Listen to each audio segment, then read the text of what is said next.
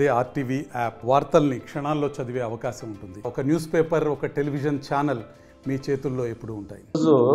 Zone 2 అంటే నేను 6th of August charge తీసుకున్నాను. ఇన్ఛార్జ్ డీజీగా తీసుకున్నప్పటి నుంచి వేరియస్ యాక్టివిటీస్ పైన వర్క్ చేస్తున్నాము. జోన్ 1 రివ్యూ మీటింగ్ అయిపోయింది. ఈరోజు జోన్ 2 రివ్యూ మీటింగ్ చేయడం జరిగింది. ముఖ్యంగా మా టాస్క్ ఏంటంటే ఫైర్ స్టేషన్స్ లెవెల్లో బేసిక్ ఇన్ఫ్రాస్ట్రక్చర్ ఎలా ఉంది అంటే మినిమం బేసిక్ ఎక్విప్మెంట్ స్ట్రెంథన్ చేయడానికి, తర్వాత మ్యాన్ పవర్ చాలా వరకు డెఫిషియన్సీ ఉంది, ఆ డెఫిషియన్సీని ఎట్లా ఓవర్కమ్ కావాలని, అదేవిధంగా వెహికల్స్ను అప్కీప్ చేసుకోవాలి. అంటే at any given time vehicles వెళ్ళిపోవడానికి, ఎమర్జెన్సీ వెహికల్స్కి ఎక్కడే కానీ రిపేర్స్ కానీ ఇలాంటి ప్రాబ్లమ్స్ రాకోకుండా, బ్రేక్ డౌన్ కాకోకుండా ఉండడానికి ఒక మెకానిజం వర్కౌట్ చేశాము. అదేవిధంగా డీజిల్ ఇష్యూస్ చాలా ఫైర్ స్టేషన్ లెవెల్లో ఉన్నాయి. ఈ బడ్జెటరీ ఇష్యూస్ వలన వాటిని ఎట్లా ఓవర్కమ్ కావాలనే దానిపైన వర్కౌట్ చేస్తున్నాము. అదేవిధంగా ఈ డ్యూరింగ్ ఈ రెయిన్స్, సైక్లోన్ సీజన్స్లో మనకి ఈ ఈస్ట్ వెస్ట్, ఎస్ట్వైల్ ఈస్ట్ వెస్ట్ జిల్లాలు, మాకు ఈ గోదావరి బెల్ట్ ఆ పక్కన ఈ పక్కన అప్ టు ఇప్పుడు మనకు న్యూ మండల్స్ యాడ్ అయినాయి కదా, కూనవరం, కుక్కవరం, అక్కడ వరకు కూడా మాకు ఎప్పుడు ఎవ్రీ టైం బాగా ఈ రైనీ సీజన్స్లో టఫెస్ట్ టాస్క్ ఉంది మాకు. దాన్ని ఎట్లా ఓవర్కమ్ చేయాలనేసి మా ఆఫీసర్స్ డిస్కస్ చేయడం జరిగింది. అంటే మాకు కావాల్సిన బోట్లు అయితేనేమి, స్విమ్మర్స్ అయితేనేమి, అది ఆల్మోస్ట్ ఆల్ ఇప్పుడు ఈస్ట్ వెస్ట్, ఎస్ట్వైల్ ఈస్ట్ వెస్ట్ తీసుకుంటే అందరికీ 55 బిలో ఉన్న వాళ్ళందరికీ స్విమ్మింగ్ వచ్చు. Basic swimming training program complete చేశాము. ఇప్పుడు అడ్వాన్స్ ట్రైనింగ్ వాళ్ళకు ఇవ్వాలనే ఉద్దేశంతో వర్కౌట్ చేస్తున్నాం. ఇప్పుడు ఫస్ట్ బ్యాచ్ స్టార్ట్ అవుతుంది. ఆక్వా డెవిల్స్ మన కృష్ణా మన ప్రకాశం బ్యారేజ్ దగ్గర ఉంటుంది, అక్కడ స్టార్ట్ చేయబోతున్నాం. అంటే వాళ్ళు ఎలాంటి సిచ్యువేషన్ కూడా ట్యాకిల్ చేయడానికి అవకాశం ఉండే డీప్ వాటర్ స్విమ్మింగ్ కానీ, స్కూబా ట్రైనింగ్ కానీ ఇవన్నీ చేయాలనేసి టాస్క్ తీసుకున్నాం. దానికి ఒక కోచ్ను కూడా ఐడెంటిఫై చేస్తున్నాము. అదేవిధంగా ఈ ఫైర్ స్టేషన్స్ మాకు కొన్ని డిలబరేటెడ్ కండిషన్స్లో ఉన్నాయి, లీకేజెస్ ఉన్నాయి, వాటిపైన ఎలాంటి యాక్షన్ ప్లాన్ వెళ్ళాలనేది కూడా వర్కౌట్ చేసి ఉన్నాము. ముఖ్యంగా మాకు ఈ సీజనల్గా వచ్చే ఈ కెలామిటీస్లో వచ్చే రెస్పాన్స్ను మా వెహికల్స్ ఎలా ఓవర్కమ్ అవుతాయి, ప్లస్ ఉన్న ఎక్విప్మెంట్ సఫిషియెంట్గా ఉందా, లేకపోతే రీఆర్గనైజ్ చేసుకోవాలా వేరే జోన్ల నుంచి, ఇదంతా వర్కౌట్ చేయడం జరిగింది. సో అదేవిధంగా మాకు 15th ఫైనాన్స్ కమిషన్ 252 కోట్లు ఇచ్చింది. అంటే 3 ఫేజుల్లో ఖర్చు పెట్టుకోవడానికి 252 కోట్లు ఇచ్చింది. అది 2006 మార్చికి అయిపోతుంది స్కీము. మనకు యాక్చువల్గా లేట్గా అనౌన్స్ చేయడం జరిగింది. ఇప్పుడు ఫస్ట్ ఫేజ్ డబ్బులు మాకు 75 కోట్లు ఇవ్వడం జరిగింది. దాంట్లో వేరియస్ రెస్క్యూ ఎక్విప్మెంట్ కానీ, fire vehicles replacement, advanced vehicles ఇవన్నీ ప్రొక్యూర్ చేస్తున్నాము. ఆ ప్రొక్యూర్మెంట్ కూడా ఆల్మోస్ట్ వాళ్ళు ఒక 200 కోట్ల వరకు ఆల్రెడీ టెండర్స్ ప్రాసెస్లో ఉన్నాయి. ఒక 50 కోట్ల వరకు ఆల్రెడీ బిల్స్ గవర్నమెంట్ ప్రజెంట్ చేస్తున్నాము. అవన్నీ క్లియర్ అయితే మనకు సెకండ్ ఫేజ్ డబ్బులు రావడానికి కూడా అవకాశం ఉంటుంది. ఈ 3 ఫేజుల్లో గిన మనకు డబ్బులు రాగలిగితే ఫైర్ సర్వీస్లో బేసిక్ ఎక్విప్మెంట్ కొరత అనేది పోతుంది. సో ఎలాంటి టాస్క్నైనా మేము ధీటుగా ఎదుర్కోవడానికి అవకాశం ఉంటుంది. అదేవిధంగా మనకు ఈ ట్రైనింగ్స్, కెపాసిటీ బిల్డింగ్ చేయడానికి, ట్రైనింగ్ ఇన్ఫ్రాస్ట్రక్చర్ డెవలప్ చేయడానికి కూడా ఫండింగ్ ఇవ్వడం జరిగింది. దానివల్ల ఏంటంటే ఎమర్జెన్సీ సిచ్యువేషన్ వచ్చినప్పుడే మనం రెస్పాండ్ అయ్యే దానికంటే కూడా ట్రైనింగ్లు వీళ్ళకు రెఫ్రెషర్ ట్రైనింగ్స్ అయితేనేమి మంత్లీ కానీ 3 months కానీ ఇవ్వాలనే టాస్క్తో వర్కౌట్ చేసాము. అది దానికి కూడా బడ్జెటరీ సపోర్ట్ ఇప్పుడు సెంట్రల్ గవర్నమెంట్ ఇవ్వడం జరిగింది. సో ఈ విధంగా మనము 15th ఫైనాన్స్ కమిషన్లో మనకు 17 ఫైర్ స్టేషన్లు శాంక్షన్ అయినాయి. ఎక్స్క్లూజివ్లీ ఈ జోన్ 2కు 5 ఫైర్ స్టేషన్స్ కన్స్ట్రక్షన్ అవుతున్నాయి, న్యూ ఫైర్ స్టేషన్స్. అవి ఎక్కడ కావాలనేది చెప్తాను. దీంట్లో ఉన్నాయి జోన్ 2 ఫైర్ స్టేషన్స్. తర్వాత అదేవిధంగా 36 ఫైర్ స్టేషన్స్కు టాపప్ ప్రోగ్రామ్ కింద, అంటే మనకు ప్రీవియస్గా అమౌంట్లు శాంక్షన్ అయ్యి మధ్యలో కన్స్ట్రక్షన్ వర్క్ ఆగిపోయి ఉండేటి వాడికి కూడా మేము టాస్క్ తీసుకొని చేస్తున్నాము. ఈ జోన్ 2లో ఆల్మోస్ట్ ఆల్ మనకు 9 2 ఫైర్ స్టేషన్స్ మన టాప్అప్ ప్రోగ్రామ్ కింద ఆ 2 ఫైర్ స్టేషన్స్కు డబ్బులు ఇవ్వడం జరిగింది. అవి వర్క్ ఫాస్ట్గా జరుగుతూ ఉంది. ఈ విధంగా అంటే ఫైర్ స్టేషన్ ఇన్ఫ్రాస్ట్రక్చర్ డెవలప్ చేయడము, సిబ్బందికి ట్రైనింగ్ ఇవ్వడము, తర్వాత ఎక్కడన్నా డెఫిషియన్సీ ఉంటే అదర్ జోన్స్ నుంచి రీఆర్గనైజ్ చేసుకొని ముందుకెళ్లాలనే ఉద్దేశంతో మేము వర్కౌట్ చేసి దాని ప్రకారం వెళ్తున్నాం. ఈరోజు మీటింగ్ ముఖ్య ఉద్దేశం కూడా అదే.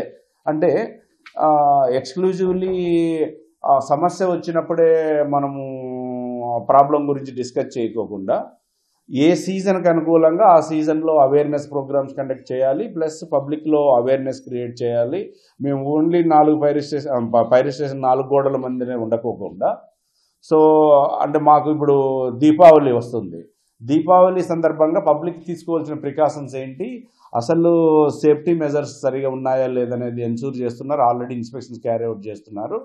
తర్వాత ఇప్పుడు మేము అవేర్నెస్ ప్రోగ్రామ్స్ కూడా కండక్ట్ చేయాలని, వాళ్ళు ఎక్కడెక్కడ పర్మనెంట్ ఎస్టాబ్లిష్మెంట్స్ ఉన్నాయి, టెంపరీ ఎస్టాబ్లిష్మెంట్స్ ఉన్నాయి, వాటికి కూడా టార్గెట్ చేస్తున్నాం. ఆల్రెడీ మా కమిటీలు ఇన్స్పెక్షన్ చేస్తున్నారు. అదేవిధంగా మనకు 2021-22 ఒక 5,000 చిల్లర మనము ఎన్ఓసీలు అప్పట్లో కొన్ని ఇవ్వడం జరిగింది. వాటిలో కొంత ఇష్యూస్ రావడం జరిగింది. కోర్టులో పిల్లు పెండింగ్ ఉండడము, కొన్ని నామ్స్ పాటించలేదు అనే ఉద్దేశంతో మాకు గవర్నమెంట్ స్పెసిఫిక్గా కోర్టు డైరెక్షన్స్ ప్రకారము ఇమ్మీడియట్గా వారపూట పైన ఈ 5,600 ఎస్టాబ్లిష్మెంట్లకు నోటీసులు సర్వ్ చేసి ఇమ్మీడియట్గా వాళ్ళు fire safety norms as per fire service act, national building code ప్రకారము చేయమని చెప్పడం జరిగింది. వాటికి కూడా మేము మేనేజ్మెంట్లకు నోటీసులు సర్వ్ చేసి వారపూట పైన ఆల్రెడీ కంప్లై చేసిన వాటికి ప్రాబ్లం లేదు, వాళ్ళకు రివైజ్డ్ క్లియరెన్సెస్ ఇవ్వడము, లేదు కంప్లై చేయలేదంటే వాళ్ళకి 30 రోజులు టైం ఇచ్చేసి వాటిని కూడా టాస్క్ తీసుకొని మేము December 4th హైకోర్టుకు సబ్మిట్ చేయాల్సి ఉంది యాక్షన్ టేకన్ రిపోర్టు. దానిపైన కూడా టాస్క్ ఫోర్స్లో వర్కౌట్ చేస్తున్నాయి. అది కూడా మేము ఈరోజు మా వాళ్ళతో డిస్కస్ చేయడం జరిగింది. అదే కాకపోకుండా అంటే పబ్లిక్కు మనము ఏం చేయాలా ఫైర్ సర్వీస్ డిపార్ట్మెంట్ తరఫున, ఓన్లీ ఏదో ఎమర్జెన్సీ అరైజ్ అయినప్పుడు మాత్రమే మనం పబ్లిక్లోకి వెళ్ళి పని చేయడమా, లేదు మిగతా రోజుల్లో అంటే కాల్స్ లేకపోకుండా ఎమర్జెన్సీ నేచర్ లేనప్పుడు ఏం చేయాలనేది చాలా డిస్కస్ చేసాం. సీనియర్ ఆఫీసర్స్ కూడా చాలా ఇన్పుట్ ఇచ్చారు. సో వాటిలో మేము టాస్క్ తీసుకోవాల్సింది ఏంటంటే, ఈ సైక్లోను ఈ రైన్స్ వచ్చినప్పుడు చాలా వరకు ఈ గుంటల్లో పడి చనిపోవడము, ఈ రివర్స్ లేక్ వెళ్ళిపోవడము, ఆ చెరువుల దగ్గర వెళ్ళిపోవడము, ఇలాంటివి ఈ మధ్య ఎక్కువ నోటీస్ చేస్తున్నాము. వాటిని ఎట్లా అంటే మాకు ఫైర్ స్టేషన్ జ్యూరిస్డిక్షన్లో ఎలాంటివి ఎన్ని హజార్డస్ ప్లేసెస్ ఉన్నాయి, కొన్ని వల్నరబుల్గా ఉండేటివి ఐడెంటిఫై చేసుకొని వాళ్ళకు మేము ఎనీహౌ మా సిబ్బందికి బేసిక్ స్విమ్మింగ్ నేర్పిస్తున్నాము. చెరువుల్లో వెళ్ళి కూడా ప్రాక్టీస్ చేస్తున్నారు. ఆ ప్రాక్టీస్ చేసినప్పుడు నియర్ బై పబ్లిక్ కూడా కొంత అవేర్నెస్ క్రియేట్ చేయగలిగితే వాళ్ళకు కూడా ఇబ్బంది లేకుండా ఉంటుంది అనేది ఒక టాస్క్ తీసుకుంటున్నాము. అదేవిధంగా ఈ హాస్పిటల్స్లో కానీ ఇండస్ట్రీస్లో కానీ ఫైర్లు అయినప్పుడు అక్కడున్న సిబ్బందికి అయితేనేమి బయట వ్యక్తులకు కానీ ఎలాంటి ప్రికాషన్స్ తీసుకోవాలి అంటే ఓన్లీ ఇన్స్పెక్షన్స్ ఒకటే కాకోకుండా ఇన్స్పెక్షన్స్కి వెళ్ళినప్పుడు వాళ్ళు అవేర్నెస్ ప్రోగ్రామ్స్ కూడా కండక్ట్ చేయాలనే ఉద్దేశంతో ఈరోజు అది కూడా డిస్కస్ చేయడం జరిగింది. అంటే ఈ విధంగా అంటే ఫైర్ సర్వీస్ను పబ్లిక్ అంటే పీపుల్ ఫ్రెండ్లీగా మనం ఎలా తీసుకెళ్ళాలి, పబ్లిక్ ఈ సర్వీస్ తరపున ఎంత మాత్రం మనము ఉపయోగం చేయాలి అంటే ఓన్లీ ఎమర్జెన్సీ అరైజ్ అయినప్పుడే కాకుండా మిగతా స్లాక్ పీరియడ్లో, ఇప్పుడు సమ్మర్లో అంటే విపరీతమైన ఫైర్ కాల్స్ వస్తాయి, అప్పుడు మా వాళ్ళు రౌండ్ ది క్లాక్ పని చేయాల్సి వస్తుంది. రెస్ట్ ఆఫ్ ది టైంలో కొంత ఆఫ్ పీక్ సీజన్లో మనం ఏం చేయాలనే ఉద్దేశంతో కొంత వర్కౌట్ చేసుకొని ముందుకెళ్తున్నాం. ఎవ్రీ మంత్ ఒక ప్రోగ్రామ్ ఉండేటట్లు ఫైర్ స్టేషన్ లెవెల్లో ఎవ్రీ మంత్ 4-5 ప్రోగ్రాములు చేయాలనే టాస్క్ని తీసుకొని ముందుకెళ్తున్నాము. అదేవిధంగా ఎక్కడన్నా గ్రీవెన్స్ ఉన్న పబ్లిక్ అంటే కొన్ని చోట్ల మాకేంటంటే అనాథరైజ్డ్ స్ట్రక్చర్స్ ఉన్నాయి, ఈ ఇల్లు కట్టుకుంటున్నారు లేదంటే ఇండస్ట్రీ పెడుతున్నారు, ఇలాంటివి చాలా ఈ మధ్య కంప్లైంట్స్ వస్తున్నాయి. వాటిని కూడా తొందరగా అంటే మేము ఆ ఫైర్ ఆడిట్ చేయించేసి అసలు సేఫ్గా ఉందా లేకపోతే అక్కడ పబ్లిక్ ఏమైనా ఇబ్బంది ఉంటుందా అనేది దాన్ని నోటీసులో పెట్టుకొని కలెక్టర్కి కానీ లేదంటే లైసెన్సింగ్ అథారిటీకి కూడా ఇవ్వడానికి ప్రయత్నం చేయాలనే టాస్క్ తీసుకుంటున్నాము. అదేవిధంగా ఈ ఇన్నాళ్ళు అంటే నాకు ఈ నెల రోజుల్లో వేరియస్ టాస్క్లు అంటే మనకు క్లియరెన్సెస్ ఇచ్చేటప్పుడు పబ్లిక్ చాలా ఇబ్బందులు ఉన్నాయని చెప్పడం జరిగింది. ఆ ఇబ్బందులు లేకుండా ఆన్లైన్ పోర్టల్ ద్వారా మనము ఇమ్మీడియట్గా వాళ్ళకు క్లియరెన్సెస్ ఇవ్వాలని మొన్న మీరు గమనించారో లేదో దగ్గర 68,000 ప్యాండాల్స్కు గణేష్ ప్యాండాల్స్కు ఇంతకుముందు అంటే ఫైర్ స్టేషన్స్కి వచ్చి వాళ్ళ అప్లికేషన్ పెట్టుకొని తిరిగి చేసే అంత ఉండేది. అది లేకోకుండా ఈసారి ఏంటంటే పోలీస్తో కొలాబరేట్ అయిపోయి జస్ట్ యాప్లో అప్లోడ్ చేసేస్తే ఇమ్మీడియట్గా ఆటోమేటిక్గా మా సర్టిఫికెట్ జనరేట్ ఏదైతే చేసామో ఆ విధంగా 68,000 మంది అప్లికేషన్స్ ఇవ్వడం జరిగింది. అదేవిధంగా వాళ్ళకు 500 రూపీస్ మనం కలెక్ట్ చేసేవాళ్ళం ఫీజు కింద. అది కూడా గవర్నమెంట్ మా హోమ్ మినిస్టర్ గారు చెప్పడం వల్ల వైవుడ్ ఆఫ్ చేసి ఆ డబ్బులు దగ్గర 34 లక్షలు డిపార్ట్మెంట్ గవర్నమెంట్కి ఎక్స్చెక్కర్కి లాస్ అయినప్పటికి కూడా పబ్లిక్ న్యూసెన్స్ అంటే ఇబ్బంది చేయకోకుండా ఇవ్వడం జరిగింది. అలా ప్రతి దాంట్లో కూడా అంటే మా దగ్గర నుంచి క్లియరెన్సెస్ ఎంత తొందరగా ఇవ్వాలనేది కానీ ఫైర్ కాల్ రెస్పాన్స్ కూడా ఎమర్జెన్సీ రెస్పాన్స్ కూడా చాలా ఫాస్ట్గా ఉండాలనే దానిపైన చేస్తున్నాము. అదేవిధంగా గవర్నమెంట్ మాకు ప్రజెంట్ గవర్నమెంట్ ఏదైతే మాకు టాస్క్లు ఇచ్చి ఎంత ఫాస్ట్గా మీరు వర్క్ చేయాలనే మాకు టాస్క్లు ఇచ్చారు అవన్నీ ఫాస్ట్గా చేసుకుంటూ వెళ్తున్నాము. ముఖ్యంగా ప్రభుత్వం ఇచ్చిన మాకు టాస్క్లు కానీ మాకు ఇచ్చిన గైడెన్స్ కానీ పబ్లిక్ ఎక్కడే కానీ న్యూసెన్స్ ఉండకూడదు. సో ఇప్పుడు ఈ ప్రభుత్వం వచ్చిన తర్వాత సీఎం తెలుగులో ఫాస్టెస్ట్ న్యూస్ ఇప్పుడు కొత్త అవతారంలో 5 సెకండ్లోనే పూర్తి వార్తా సమాచారం మీ చేతిలో.